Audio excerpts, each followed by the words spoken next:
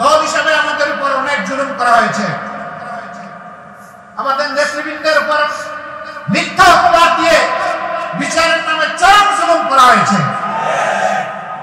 প্রশাসনের বিচার দিয়ে তাদেরকে খুন করা হয়েছে, কাউকে ফাঁসির কাস্তে ঝুলানো হয়েছে, আর কাকে জেলের ভিতরে রেখে ঢুকে ঢুকে মৃত্যুর দিকে ফেলে দেওয়া হয়েছে। আমাদের অনেক সহকর্মীকে এইভাবে খুন করা হয়েছে। আপনাদের থেকে বেশি দূরে নয় লক্ষ্মীপুর জেলা, সেখানে আমাদের একজন প্রিয় সহকর্মী জেলা নায়েবে আমির ডাক্তার ফয়েজ আহমদ, রেবের খুনি তারেক সাঈদ, তার নেতৃত্বে গভীর রাতে তাকে ঘর থেকে তুলে নিয়ে ছাদের উপর গিয়েছিল, রাফেলের বার দিয়ে পিটিয়েছিল, মাথা ফাটিয়েছিল, তারপরে ধাক্কা দিয়ে জীবন্ত মানুষটাকে নিচে ফেলে দিয়েছিল। চারতলার ছাদ থেকে তিনি পড়েছেন, মগজ ছিটিয়ে কয়েক গজ দূরে চলে গেছে, রক্তে আঙ্গিনা ভেসে গেছে। এই বেদনায় দৃশ্য তার পরিবারের সদস্যদেরকে দেখতে হয়েছে। এরকম আরো অনেক বিভৎস খুনের ঘটনা আমাদের ক্ষেত্রে ঘটানো হয়েছে। এই ফ্যাসিস্ট সরকারের অন্যতম আবিষ্কার ছিল আয়নাঘর। আয়নাঘর থেকে খুব কম সৌভাগ্যবান মানুষ তাদের আপনজনের বুকে ফিরে এসেছেন। বেশিরভাগের কোনো খবরই পাওয়া যাচ্ছে না, তার মানে তাদেরকে শেষ করে না। তারা বেঁচে থাকলে একদিনে ফিরে আসতেন। কোথায় তাদেরকে দাফন করা হলো, পরিবারকে তাও জানতে দেওয়া হলো না। অনেক দুঃখ বেদনা আমাদের অন্তরে আছে। আমাদের দলের সমস্ত বাংলাদেশে কেন্দ্রীয় অফিস থেকে শুরু করে সমস্ত কার্যালয় সিলগালা করে রাখা হয়েছে। আমরা একটা মুহূর্তের জন্য ঢুকতে পারি নাই। অন্যায়ভাবে আমাদের নিবন্ধন বাতিল করা হয়েছে, প্রতীক কেড়ে নেওয়া হয়েছে। শেষ পর্যন্ত দিশাহারা সরকার গণ আন্দোলনের মুখে স্টান্টবাজি করার জন্য, জনগণকে ধোঁকা দেওয়ার জন্য, আন্দোলনের ইস্যু ডাইভার্ট করার জন্য বেদিশা হয়ে 1 আগস্ট আমাদেরকে নিষিদ্ধ ঘোষণা করেছে। অন্য কোন দলের উপর এই সমস্ত যন্ত্রণা চাপিয়ে দেওয়া হয়নি। এই দিক থেকে জামাত একক অদ্বিতীয় মজলুম। আমরা বলেছিলাম এটা একটা জুলুমের প্রতিশোধ জামাত ইসলামী নেবে না, আমরা আইন নিজের হাতে তুলে নেব না। কিন্তু আমাদের প্রিয় সহকর্মী এবং দেশপ্রেমিক নাগরিক আলিম উলামা যাদেরকে হত্যা করা হয়েছে, এই হত্যাকারীদের আমরা বিচার চাই। সম্মানিত ভাইয়েরা, ব্রাহ্মণবাড়িয়ার মানুষ বরাবরই ন্যায় এবং সত্যের পক্ষে তাদের অবস্থানকে জানান দিয়েছেন, অন্যায় এবং অসত্যের বিরুদ্ধে রুখে দাঁড়িয়েছেন। আমি গভীর শ্রদ্ধার সাথে স্মরণ করতে চাই যারা 96-2001 সালে ফ্যাসিস্ট আওয়ামী লীগ যখন ক্ষমতায় ছিল, তখন অন্যায়ের বিরুদ্ধে প্রতিবাদ করার অপরাধে এই ব্রাহ্মণবাড়িয়ায় আমার জানা মতো 8 জন মর্দে মুজাহিদকে তারা খুন করেছিল। তখনকার প্রেক্ষাপটে আমার ব্রাহ্মণবাড়ি আসার সুযোগ হয়েছিল। আহত নিহত পরিবারের কাছে সামান্য যাওয়ার সুযোগ হয়েছিল। আমি মহান মনিবের দরবারে দোয়া করি, আল্লাহ নিহতদের সকলকে শহীদ হিসাবে কবুল করুন। আরেকবার অন্যায়ের প্রতিবাদ করতে গিয়ে 2022 সালে এই ব্রাহ্মণবাড়িয়ার জনগণ বিক্ষোভে ফেটে পড়েছিল এবং এখানেও 18 জন মানুষ তারা জীবন দিয়েছিলেন। আমি তাদের সকলের রুহের মাগফিরাত কামনা করছি এবং আল্লাহর দরবারে শাহাদাত কবুল করার জন্য আরজ করছি। প্রিয় সহকর্মীবৃন্দ, আল্লাহ তাআলার এক বিশেষ মেহেরবানি বাংলাদেশের জনগণের জন্য বাংলাদেশ জামাত ইসলামী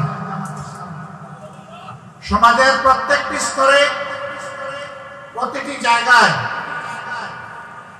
প্রিয় সংগঠনের কর্মীরা মানুষের কানে কানে গিয়ে কথাই বলার চেষ্টা করছেন, যিনি শুধু মানুষের স্রষ্টা নন, যিনি সমস্ত মাখলুকের স্রষ্টা।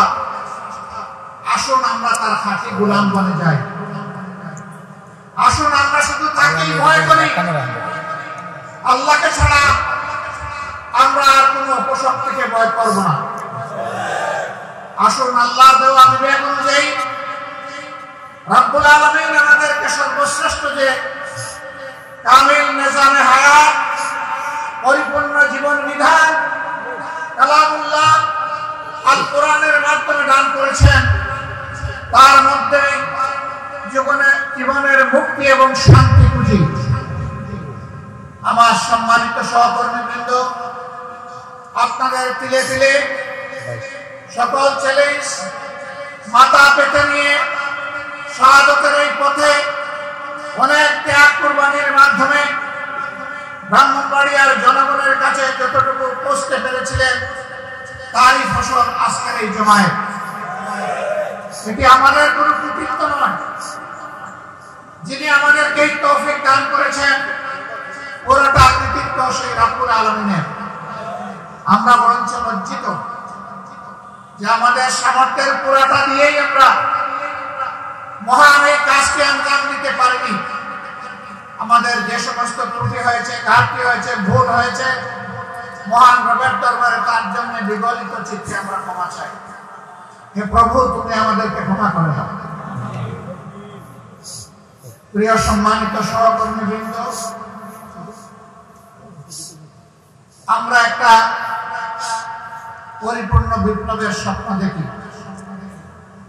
এমন একটি বাংলাদেশ আমরা দেখতে চাই, যেই বাংলাদেশে নারী পুরুষ জাতি ধর্ম বর্ণ নির্বিশেষে কোনো মানুষ তার ন্যায্য নাগরিক অধিকার থেকে বঞ্চিত হবে না।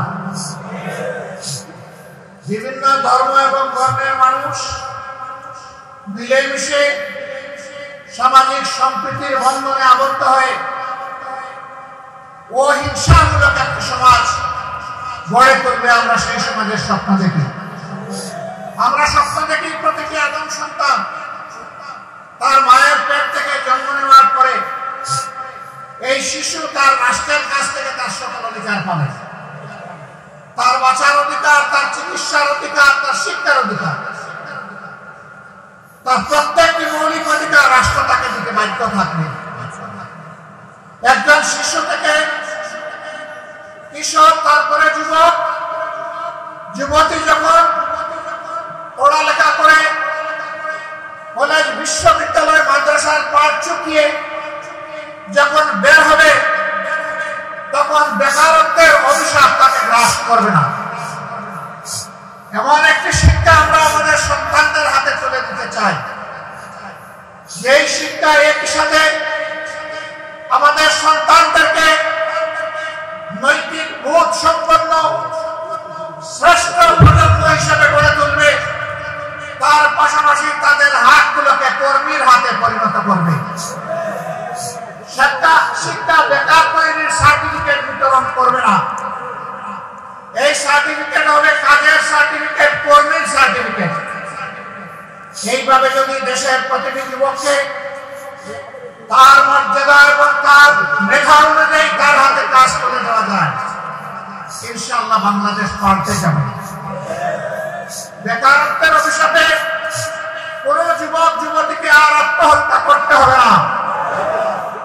বেকারত্বের অভিশাপে মানুষের ভারসাম্য হারিয়ে কোন যুবক এবং যুবতীকে জীবনের করে পক্ষ হতে হবে না। আমার সম্মানিত প্রিয় সহকর্মীবৃন্দ, আমরা এমন একটি সমাজ গড়তে চাই, যেই সমাজের আদালত প্রাঙ্গণে একজন বিচার প্রার্থীকে বিভিন্ন ধরনের হয়রানির শিকার হতে হবে না। কোন বিচারক তার আসনে বসে আল্লাহকে ছাড়া কোন রাষ্ট্র শক্তিকে পরোয়া করবে না। রাষ্ট্রের আইন এবং বিবেক অনুযায়ী সে বিচার কার্য পরিচালনা করবে। আমরা শুনতে চাই না বিচারকের আসনে বসে বিচারকরা ঘুষ খায়। এই লজ্জাজনক কথা আমরা আর শুনতে চাই না। পত্র পত্রিকা মিডিয়া বের করে নিয়ে আসে, উনি অমুক জেলায় ম্যাজিস্ট্রেট ছিলেন, অমুক আদালতের বিচারক ছিলেন, তার 5টা গাড়ি রয়েছে, 10টা বাড়ি রয়েছে। এই কলঙ্কজনক কথা আমরা বিচারকদের ব্যাপারে শুনতে চাই না।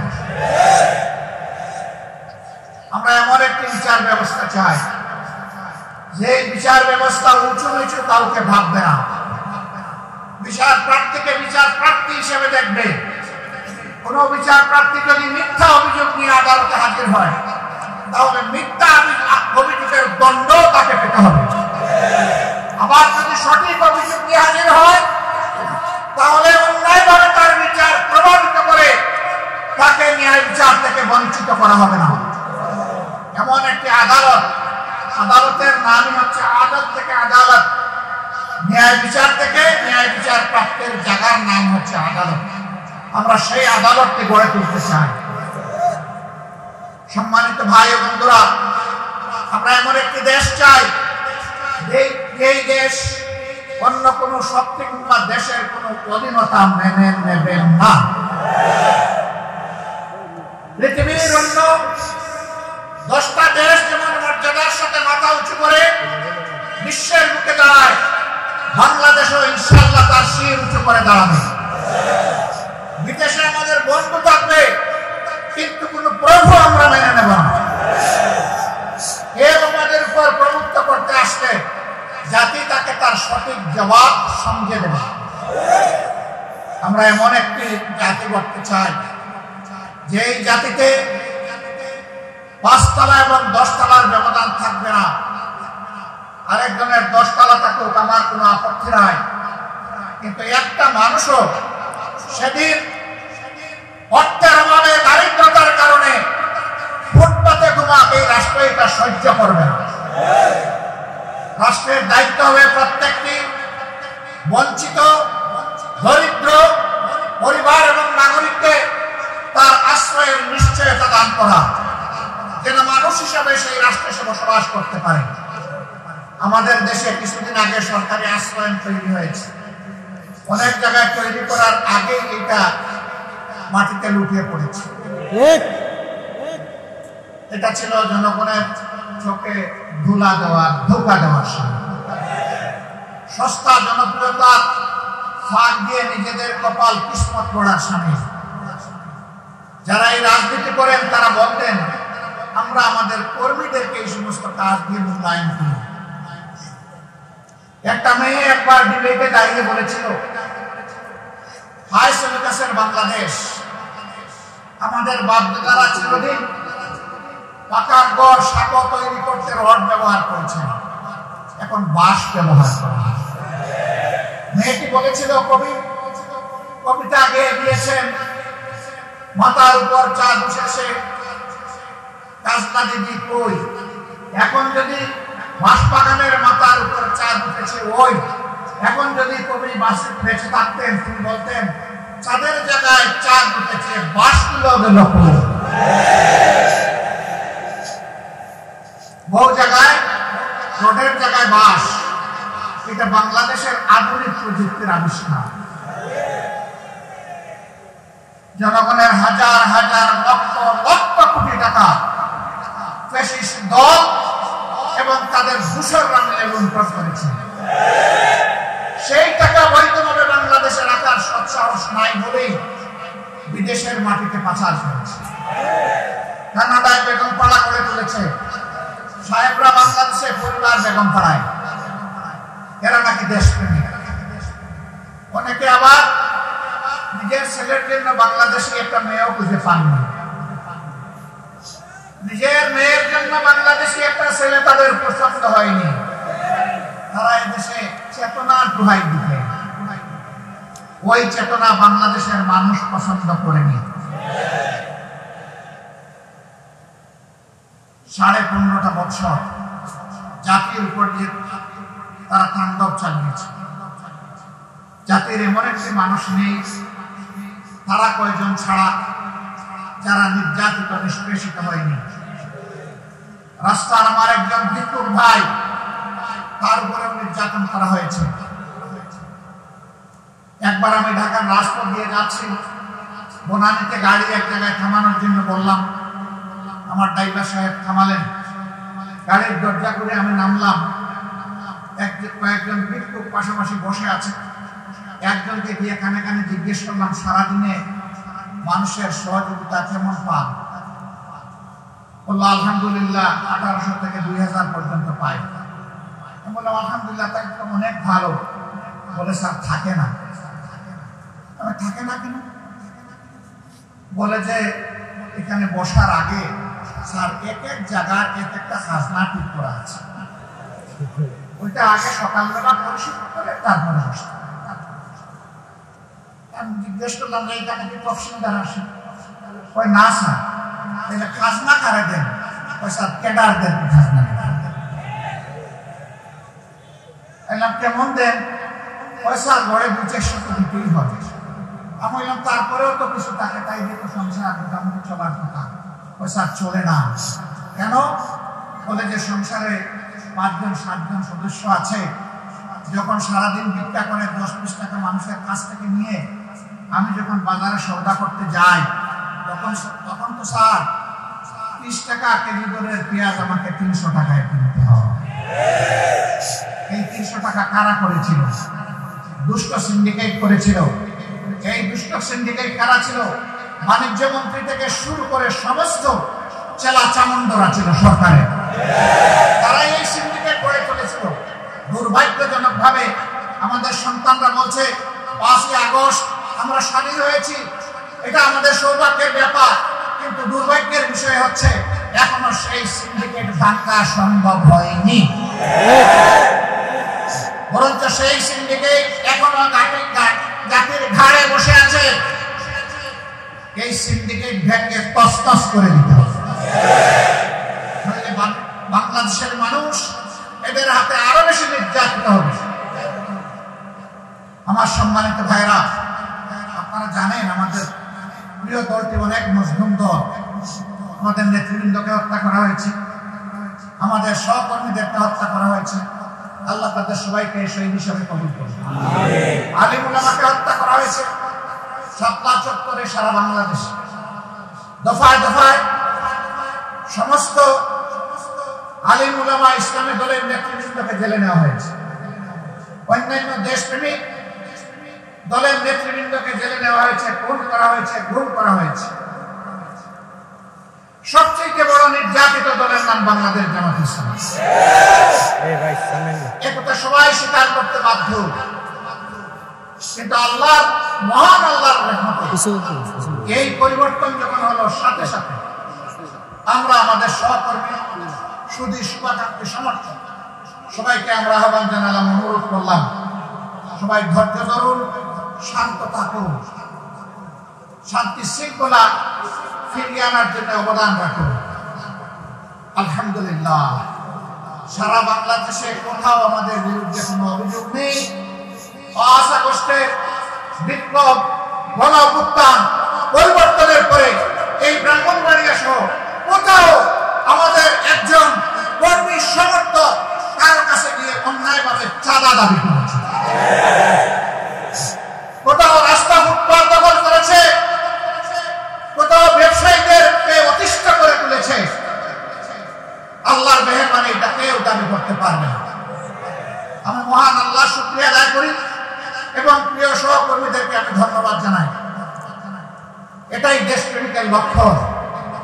আমরা বলেছিলাম দল হিসাবে আমাদের উপর অনেক জুলুম করা হয়েছে, আমাদের নেতৃবৃন্দের উপর মিথ্যা অপবাদ দিয়ে বিচারের নামে চরম জুলুম করা হয়েছে, প্রশাসনের বিচার দিয়ে তাদেরকে খুন করা হয়েছে,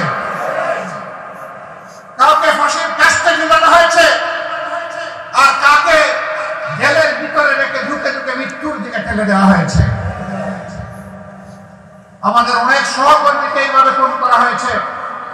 আপনাদের থেকে বেশি দূরে নয়, লক্ষ্মীপুর জেলা, সেখানে আমাদের একজন প্রিয় সহকর্মী জেলা নায়েবে আমির ডাক্তার ফয়েজ আহমদ, রেবের খুনি তারেক সাঈদ, তার নেতৃত্বে গভীর রাতে তাকে ঘর থেকে দিয়েছিল, রাফেলের বার দিয়ে পিটিয়েছিল, মাথা ফাটিয়েছিল, তারপরে ধাক্কা দিয়ে জীবন্ত মানুষটাকে নিচে ফেলে দিয়েছিল।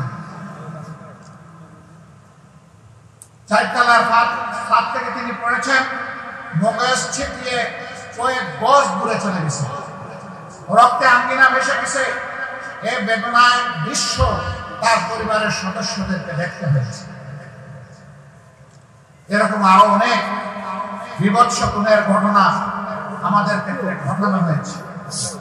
এই দেশের সরকারের অন্যতম আবিষ্কার ছিল আয়নাঘর। আয়নাঘর থেকে খুব কম সৌভাগ্যবান মানুষ তাদের আপনজনের বুকে ফিরে এসেছেন। বেশিরভাগের কোনো খবরই পাওয়া যাচ্ছে না, তার মানে তাদেরকে শেষ করে দেওয়া হচ্ছে। তারা বেঁচে থাকলে একদিনে ফিরে আসতেন। কোথায় তাদেরকে দাফন করা হলো পরিবারকে তাও জানতে দেওয়া হলো না। অনেক দুঃখ বেদনা আমাদের অন্তরে আছে। আমাদের দলের সমস্ত বাংলাদেশে কেন্দ্রীয় অফিস থেকে শুরু করে সমস্ত কার্যালয় সিলগালা করে রাখা হয়েছে। আমরা একটা মুহূর্তের জন্য ঢুকতে পারি নাই। অন্যায় ভাবে আমাদের নিবন্ধন বাতিল করা হয়েছে, প্রতীক কেড়ে নেওয়া হয়েছে। শেষ পর্যন্ত দিশাহারা সরকার গণ আন্দোলনের মুখে স্টান্টবাজি করার জন্য, জনগণকে ধোঁকা দেওয়ার জন্য, আন্দোলনের ইস্যু ডাইভার্ট করার জন্য বেদিশা হয়ে 1 আগস্ট আমাদেরকে নিষিদ্ধ ঘোষণা করেছে। অন্য কোন দলের উপর এই সমস্ত যন্ত্রণা চাপিয়ে দেওয়া হয়নি। এই দিক থেকে জামাত একক অদ্বিতীয় মজলুম। আমরা বলেছিলাম এত জুলুমের প্রতিশোধ জামাতে ইসলামী নেবে না, আমরা আইন নিজের হাতে তুলে নেব না। কিন্তু আমাদের প্রিয় সহকর্মী এবং দেশপ্রেমিক নাগরিক আলিম উলামা যাদেরকে হত্যা করা হয়েছে, এই হত্যাকারীদের আমরা বিচার চাই। রাসূল করিম সাল্লাল্লাহু আলাইহি ওয়াসাল্লাম দ্বীনের বিরোধিতা যারা মক্কায় করেছিল তাদের সবাইকে ক্ষমা করে দিয়েছিলেন মক্কা বিজয়ের দিনে। কিন্তু যারা মানুষ হত্যা করেছিল তাদেরকে আল্লাহর রাসূল ক্ষমা করে দেন নাই। 10 জনের নাম উল্লেখ করে বলেছিলেন হত্যাকাণ্ডের বিচারের রায় হচ্ছে একমাত্র মৃত্যুদণ্ড, অতএব এদেরকে যেখানে পাওয়া যাবে সেখানে এদেরকে হত্যা করতে হবে। যারা হত্যাকারী তাদেরকে তাদের শাস্তি পেতেই হবে। 15.5 বছর বিভিন্ন পর্যায়ে যাদেরকে হত্যা করা হয়েছে, আর জুলাই আগস্ট 24 সালে যে গণহত্যা সংগঠন করা হয়েছে, সেই হত্যাকারী, হত্যার নির্দেশদাতা, পরিকল্পনাকারী, বাস্তবায়নকারী সবগুলোকে বিচারের আওতায় অবশ্যই আনতে হবে। সম্মানিত ভাইয়েরা, আমরা হিংসার রাজনীতি করব না। আমরা যদি হিংসার রাজনীতি করতাম তাহলে মিস্টার ওবায়দুল কাদের বলেছিলেন আওয়ামী লীগ যদি ক্ষমতার থেকে চলে যায় 2 দিনের ভিতরে বাংলাদেশে আওয়ামী লীগের 5 লক্ষ নেতা কর্মীকে খুন করা হবে। একাধিকবার তিনি এই কথা বলেছেন। আমি জিজ্ঞাসা করতে চাই, 5 আগস্ট গণ অভ্যুত্থানের পরে এই দেশে কি 5 লক্ষ মানুষকে খুন করা হয়েছে? 5,000, 500, 50 জন, 5 জন, কোনো কিছুই হয়নি। হ্যাঁ, 2-1টা মব জাস্টিস নামে অঘটন ঘটেছে, এর সংখ্যা খুব সীমিত, 3-4টা। আমরা তার নিন্দা জানাচ্ছি। কেউ আইন হাতে তুলে নেবে এটা আমরা চাই না। তারা কারা? যারাই অপকর্ম করেছে এই 2-4টা, তারা কারা? এরাও আওয়ামী লীগের প্রেফার, এরাও ছাত্র। ঢাকা বিশ্ববিদ্যালয়ে মানসিক ভারসাম্যহীন একটা ছেলেকে চুর অভিযোগ দিয়ে তাকে পিটিয়ে আগে পেট করে ভাত খাওয়াইল, তারপরে পিটে তাকে হত্যা করল এবং হাসতে হাসতে হত্যা করল। খোঁজ নিয়ে দেখা গেল 6 জনের 5 জনই ছাত্র। এরা খুনের নেশা থেকে এখনো বের হয়ে আসতে পারেনি। সাবধান, বাংলাদেশের জনগণকে সাবধান থাকতে হবে। এই বিপ্লবে যারা পরাজিত হয়েছে, অতীত স্বৈরাচার, এই বিপ্লবে তাদের অন্তরে জ্বালাপোড়া সৃষ্টি হয়েছে। এর মাঝে মাঝে তারা কিছু অঘটন ঘটাতে চাচ্ছে। আপনারা দেখেছেন আনসার কাণ্ড ঘটিয়েছে, আপনারা দেখেছেন বয়স কাণ্ড ঘটিয়েছে, আপনারা দেখেছেন বিচারিক কূ করতে চেয়েছে। আল্লাহর মেহেরবানি, বাংলাদেশের জনগণ আল্লাহ তাআলার সাহায্যের উপর ভর করে সবকিছু ব্যর্থ করে দিয়েছে। এখন তারা ইসলামী চাদর গায়ে দিয়ে নূতন রূপে আবির্ভূত হচ্ছে। ঢাকার বিভিন্ন জায়গায় হাতে নাতে ওরা ধরা পড়েছে। ছাত্রলীগ, যুবলীগের নেতারা বিশেষ একটি ধর্মীয় সংগঠনের নামে আমাদের কোমলমতি সন্তানদেরকে উস্কে দিয়ে রাস্তায় অশান্তি সৃষ্টি করতে চাচ্ছে। বিশেষ ধরনের পতাকা এরা হাতে বহন করে বাংলাদেশকে দুনিয়ার সামনে একটি জঙ্গি, উচ্ছৃঙ্খল, চরমপন্থী দেশ হিসেবে দেখার জন্য, বেইজ্জত করার জন্য তাদের এই ষড়যন্ত্র। ইনশাআল্লাহ এই জাতি সম্মিলিতভাবে এই ষড়যন্ত্র ব্যর্থ করে দেবে। এদের ব্যাপারে আমাদেরকে সাবধান থাকতে হবে। ওই বিশেষ কায়দার পতাকা নিয়ে কখনো কোথাও আমাদের সামনে যেন কেউ দাঁড়াতে না পারে। ও পতাকা নিয়ে তার ইচ্ছা যেখানে সেখানে যাক, পারলে আমাজন জঙ্গলে যাক, পারলে গিয়ে সমুদ্রের বুকে সাঁতার কাটুক, কিন্তু শান্তিপূর্ণ এই বাংলাদেশের অশান্তি কাউকে করতে দেওয়া হবে না। আমাদেরকে সোচ্চার পাহারাদারের ভূমিকা পালন করতে হবে। এই সরকার এসেছে 2.5 মাস হয়নি ক্ষমতায়। তাদের কাছে জাতির অনেক প্রত্যাশা। জাতি চায় যারা চিহ্নিত স্বৈরাচারের দূষণ, তারা যেন রাষ্ট্রের কোন স্তরে কোথাও না। এরা যদি থাকে তাহলে এই রাষ্ট্রকে, এই সরকারকে, এই দেশকে তারা ব্যর্থ করে দেবে। এই বিপ্লবকে তারা ব্যর্থ করে দেবে। জনগণের স্বপ্নের মৃত্যু হবে। আমরা জনগণের স্বপ্নের মৃত্যু হতে দিতে পারি না। এই জন্য সরকারের কাছে আমাদের সাফ বার্তা যে এরা চিহ্নিত, এদেরকে খুঁজে বের করার দরকার নাই। এরা নিজের চেহারায় নিজেই এসেছিল, অপকর্ম করেছিল। তাদেরকে রাষ্ট্রের গুরুত্বপূর্ণ জায়গা থেকে অবশ্যই সরিয়ে দিতে হবে। তারা নৈতিক অধিকার হারিয়েছে। এই রাষ্ট্রের জনগণের ট্যাক্সের টাকা দিয়ে তারা বেতন আর গ্রহণ করতে পারবে না। কারণ তারাও খুনিদের ডান হাত এবং বাম হাত ছিল, খুনিদের সহচর ছিল। যা করেছে এখন তাদেরকে তার প্রায়শ্চিত্ত বহন করতে হবে। আমার সম্মানিত ভাইয়েরা, কিন্তু আমরা চাই সবগুলা ন্যায় বিচারের মাধ্যমে হোক। এই সরকারের কাছে আমাদের দ্বিতীয় বার্তা,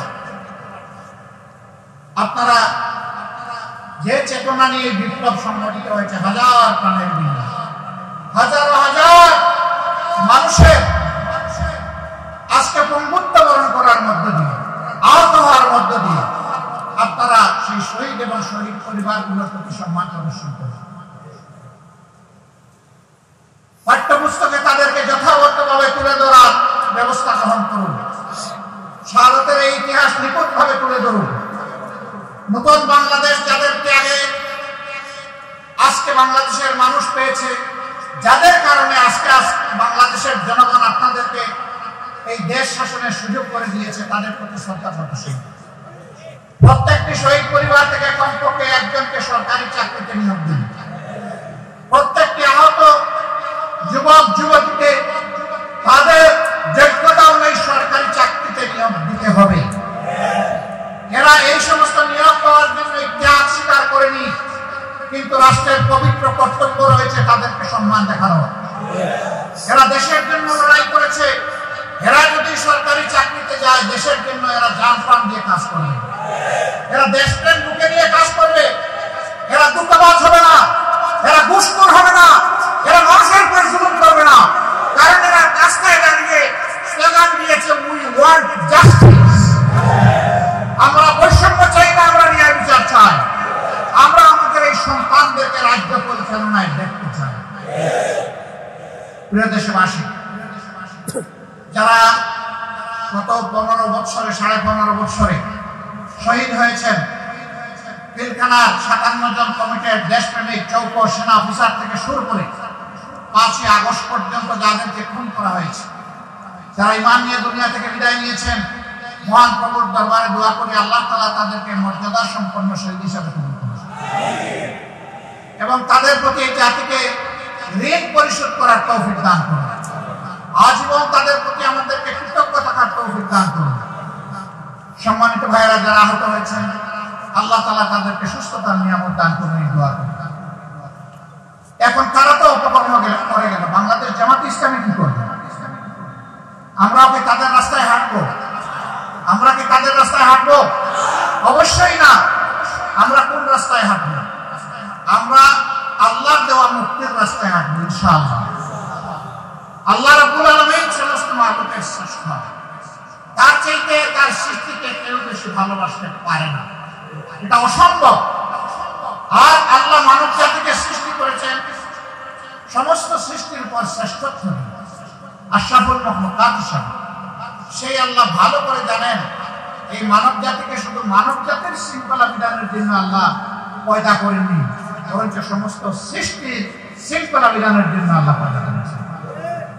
সেই সৃষ্টির শৃঙ্খলার স্বার্থে, সৌন্দর্যের স্বার্থে, ন্যায় বিচারের স্বার্থে আল্লাহর বিধান আল কোরআন।